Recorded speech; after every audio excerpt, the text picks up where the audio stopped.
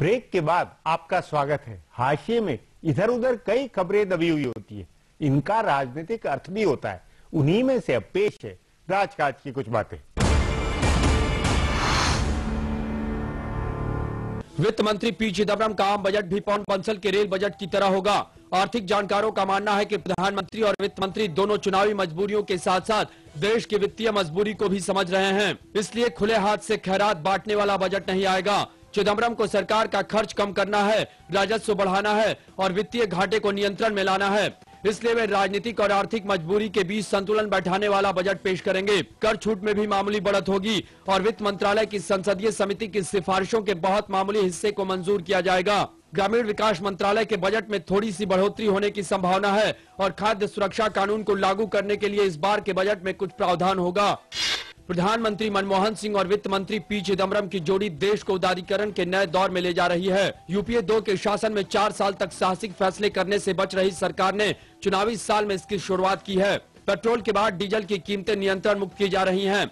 हर महीने कंपनियां डीजल के दाम बढ़ाने लगी हैं। इसके बाद रेल किराए को डीजल की कीमतों के साथ जोड़ दिया जाएगा। किराया तय करने वाला स्वतंत्र प्राधिकरण बन रहा है। इसके साथ ही रेल मंत्री की मर्जी से किराया तय होने का दौर खत्म हो जाएगा। यह प्राधिकरण साल में 2 बार रेल किराए के बारे में फैसला करेगा। सरकार मानकर चल रही है कि सुविधा मिलेगी तो लोग पैसा भी चुकाएंगे। तभी दिल्ली की मुख्यमंत्री शीला दीक्षित ने दो टूक कहा कि बिजली की दरें कम नहीं होगी। अगर चाहते हैं कि बिल कम आए तो बिजली कम इस्तेमाल कीजिए। आर्थिक सर्वे में सरकार की कमाई के टैक्स आधार को फैलाने के लिए कहा गया है। प्राथमिकता के अनुसार खर्च बांधने की हिदायत है। ऐसा होने पर ही मध्य अवधि में सरकार का वित्तीय गड़बड़जाला दुरुस्त हो सकेगा। वित्तीय घाटा 5% से ऊपर जाता लगता है। इस पर आगे चर्चा करें उससे पहले देखें मेरा एक खुलासा।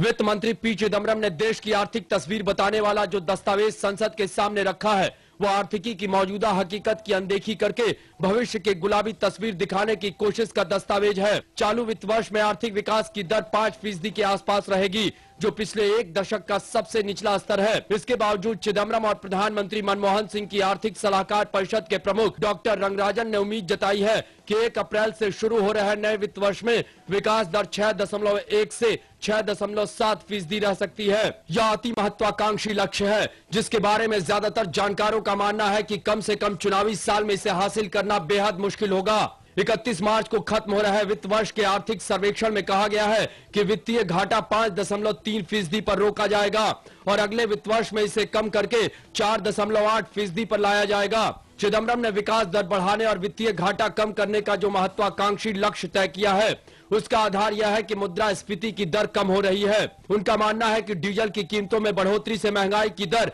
और कम होगी, लेकिन महंगाई की दर को काबू में रखकर विकास दर बढ़ाना एक बड़ी चुनौती होगी। खुद चिदम्बरम ने आर्थिक सर्वेक्षण में माना है कि उपभोक्ता मूल्य सूचकांक पर पिछले कुछ दिनों से मुद्रास्फीति की दर बढ़ रही है। हालांकि उन्हें उम्मीद है कि थोक मूल्य सूचकांक पर मुद्रास्फीति की दर 6.2 से 6.6% तक रहेगी। वित्त मंत्री ने बताया कि व्यापार और चालू खाते का बढ़ता घाटा सरकार के लिए चिंता की बात है और साथ ही उन्होंने यह भी माना है कि राजस्व बढ़ाने, जीडीपी बढ़ाने और घाटा कम करने के लिए क्रांतिकारी आर्थिक सुधारों की जरूरत है।